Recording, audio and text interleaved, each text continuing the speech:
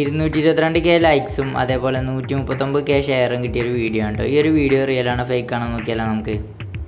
അപ്പോൾ നമുക്ക് ആദ്യം വേണ്ട ഇതുപോലെ 4 സ്പൂണുകളാണ്.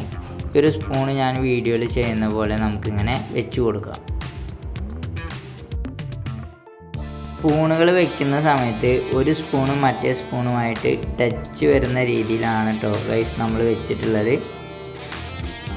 അതിനുശേഷം നമ്മൾ 4 ബാറ്ററി എടുത്തിട്ട് ആ ഒരു ബാറ്ററിയുടെ പൊളാരിറ്റി നോക്കിയിട്ട് അതിൻ്റെ പ്ലസ് ഭാഗം മുകളിലേക്കും മൈനസ് ഭാഗം സ്പൂണിലേക്കും വരുന്ന രീതിയിൽ 4 ബാറ്ററികളും വെച്ചിട്ടുണ്ട്.